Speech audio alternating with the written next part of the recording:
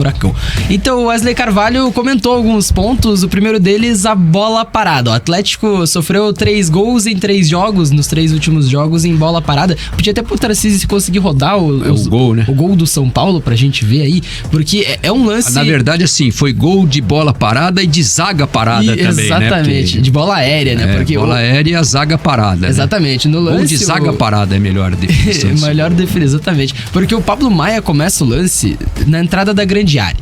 E aí ele vai andando e ele vai entrando na área e ninguém se aproxima na marcação. Nenhum zagueiro do Atlético, nenhum jogador ali da marcação consegue se aproximar do Pablo Maia no lance. Ele sobe, cabeceia sozinho, coloca no fundo da rede. Então aí daqui a pouquinho a gente vai ver... Esse é o gol do Pablo. Gol do Pablo agora. O cruzamento do Wellington Maia, Rato, o Pablo Maia sai da entrada da grande área. Ninguém subiu, né? Ninguém subiu junto. Gol de zaga parada, não é de bola parada. Nossa. Né? Nem o Kaká, que tá mais próximo do lance, ele consegue fazer frente ao Pablo Maia. Então o Pablo Maia sobe, cabeceia sozinho, abre o placar para o time do São Paulo na partida de ontem. E aí é algo que merece destaque. Dos 28 gols tomados pelo Atlético de Wesley Carvalho nessa temporada, 28 gols tomados, 12 foram em jogadas de bola aérea, 42% dos gols que o Atlético sofre são de bolas jogadas na área, bolas de cabeça na marcação do Atlético. Então o Furacão tem esse problema. O Wesley Carvalho falou que isso foi estudado, esse ponto de São Paulo foi estudado, mas disse que o resultado foi justo pelo futebol apresentado dentro de campo.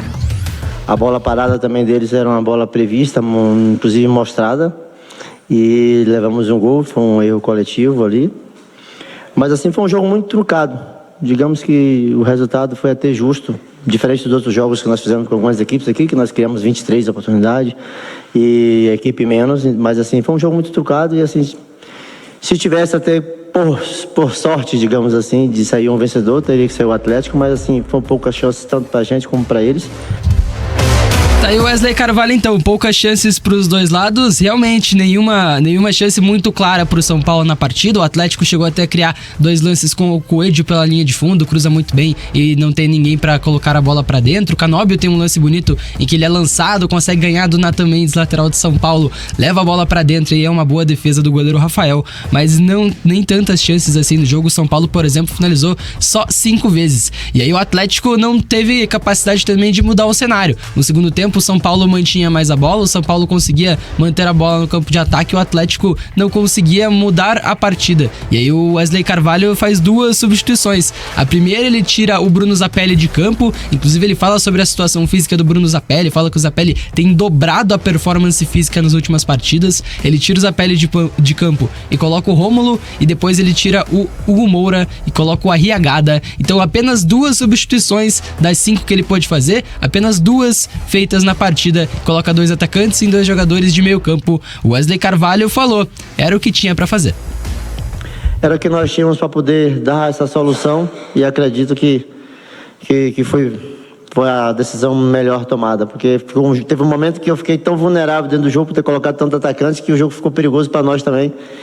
E aí poderia acontecer num contra-ataque, numa transição, em vez de você ficar com um ponto que nós estamos reclamando, ficar sem nenhum. Mas, como eu disse na resposta anterior, acho que foi um jogo justo dentro do que as 2 equipes propuseram. Aí o Wesley Carvalho, então, é o que tinha pra fazer. Isso até traz o questionamento, né? O banco do Atlético deveria ter mais peças. E aí, claro, tem que se lembrar que o Vitor Roque ainda está lesionado, o Christian ainda tá lesionado, o Atlético perdeu o Fernandinho, perdeu o Alex Santana pra essa partida. Então jogadores que entrariam, que pelo menos seriam titulares, pros titulares de ontem seriam os reservas, para serem opções aí no banco de reservas. O Atlético não teve esses jogadores, então um banco muito enfraquecido nesse momento da temporada do Atlético. Pra fechar, o Atlético tem um aproveitamento ruim com o Wesley Carvalho no Campeonato Brasileiro dentro de seus domínios. No ano passado, mais de 70% na Arena da Baixada. Com o Wesley Carvalho no Campeonato Brasileiro, 3 vitórias e 6 empates, 55% de aproveitamento. Wesley Carvalho justificou essa queda no aproveitamento na Arena da Baixada. E nós botamos como meta que iríamos melhorar a nossa performance fora da nossa arena para poder elevar a pontuação e, consequentemente, você estaria ali na briga ali entre os 4 nos 2 primeiros lugares, juntando essa melhora de performance fora de casa. Nós, esse ano, conseguimos fazer grandes jogos fora de casa, ganhar de Flamengo, ganhar do Grêmio, ter empates fora, tá ganhando o jogo, empatar com o Santos. E em casa, acho que a gente deu uma desequilibrada. nessa estatística aí talvez por isso nós não estejamos ali no terceiro, no quarto ou até mesmo no segundo. Então acho que nós temos que melhorar um pouco mais a nossa performance dentro de casa, pontuar mais. Acho que acabou ficando desequilibrado. Tá aí o Wesley Carvalho então, o Atlético se desequilibrou dentro de casa, Furacão não consegue somar tantos pontos assim, e ele fala, a melhora no jogo fora de casa era um dos objetivos do Atlético, o Atlético realmente melhorou nesse quesito, venceu o Flamengo, venceu o Grêmio, por exemplo, conseguiu fazer um bom jogo contra o Botafogo, e agora 2 jogos fora de casa, né, contra Palmeiras e contra Corinthians nesta próxima quarta-feira lá na Arena do Corinthians, e o Palmeiras no final de semana na Arena Barueri, lá em São Paulo. Então o Atlético com uma sequência complicada lá em São Paulo, mas pelo menos tem melhorado fora de casa, né, Linhares? E eu vejo assim, Jana, a sequência do Atlético até o final do campeonato, o Atlético vai ter 8 jogos, né? 3 em casa e 5 fora. Ou seja, vai ter que buscar a classificação para Libertadores fora de casa, né? Porque joga contra o Fortaleza, o Vasco e o Santos na Arena. E fora vai ter essa sequência agora contra Corinthians e Palmeiras. Depois vai visitar o Bahia, o Cruzeiro e o Cuiabá. O Bahia tá lá naquela situação complicada de rebaixamento. O Cruzeiro ainda buscando alguns pontinhos para ficar tranquilo. E o Cuiabá, né? O Cruzeiro, o Cuiabá até o próprio Bahia lutando por um lugarzinho na Copa Sul-Americana. Então, é uma sequência, né, que tem 2 jogos muito difíceis essa semana. O Atlético vai em São Paulo, vai jogar contra o Corinthians, depois contra o Palmeiras. O Corinthians ainda tentando encontrar a própria identidade no campeonato. E o Palmeiras se recuperou bem, né? Depois de uma sequência ruim lá, ficou 4 jogos sofrendo derrotas, né? Ganhou aqui do Coritiba e ganhou agora do Bahia nessa rodada, enfim.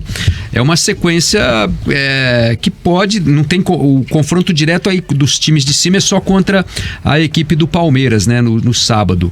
Mas enfim, vai ter que ser fora de casa aí a pontuação, vai ter que ser fora de casa, né? E o jogo contra o Corinthians é um jogo crucial.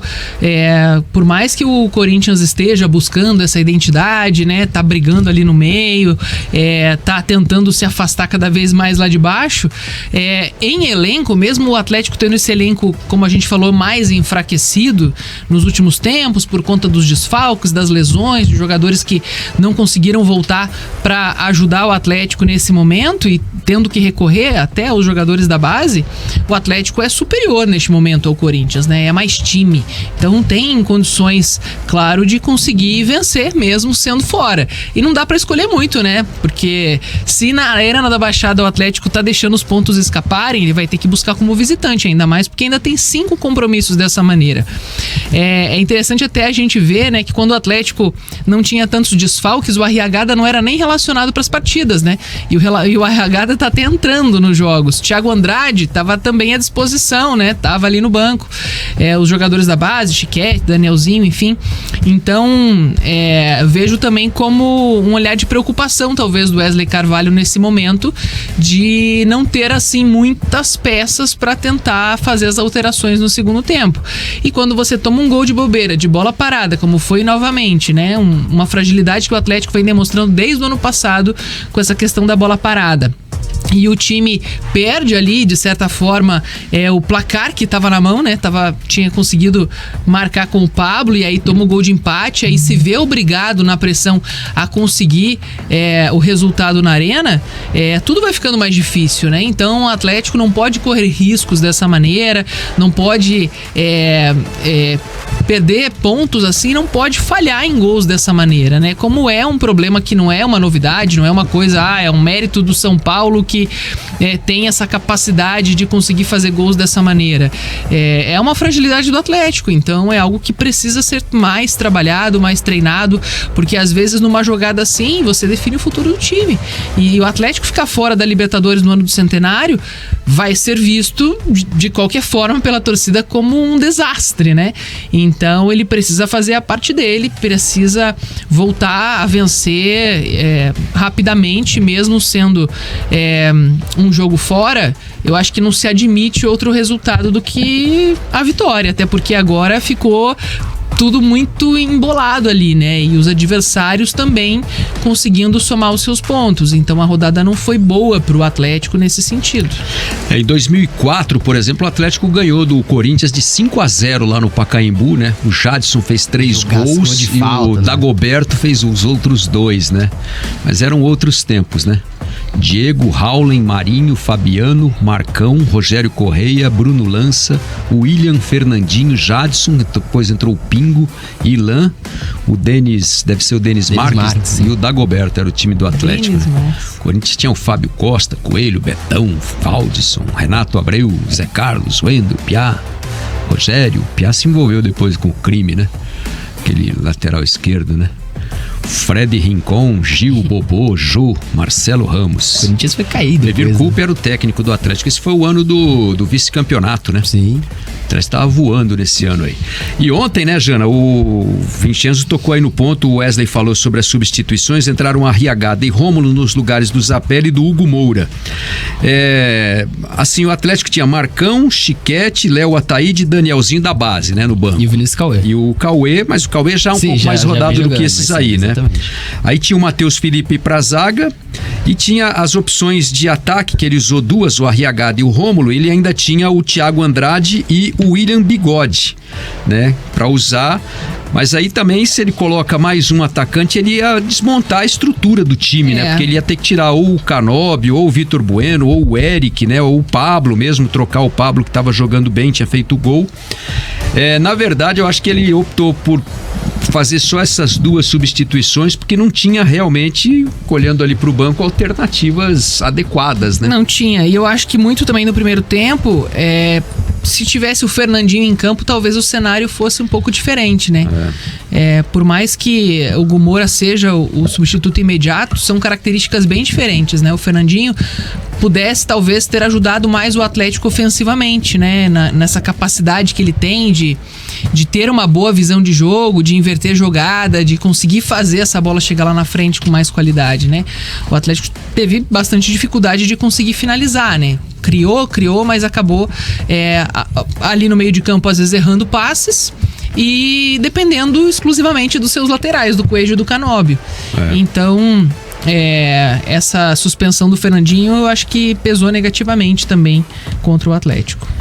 Tinha o William, né? Pela experiência, talvez fosse uma opção, né? William, pra testar, eu e acho. tal. Chegando, né? Sim. Se for parar pra pensar nos concorrentes diretos do Atlético, pensar em Atlético Mineiro e Grêmio, por exemplo. Opções do banco do Atlético Mineiro na última rodada: Pedrinho, Pavon, Patrick, Edenilson, Igor Gomes. Do Palmeiras, que é concorrente direto: Marcos Rocha, Flaco Lopes, Arthur, Rony. O Grêmio tem o Ferreirinha, tem o João Pedro Galvão, que também vem bem na temporada. Então, a diferença entre os bancos de reservas dos concorrentes é algo que marca, né? muito. Exatamente, é algo que marca demais. O principal jogador do banco de reservas do Atlético é o Rômulo.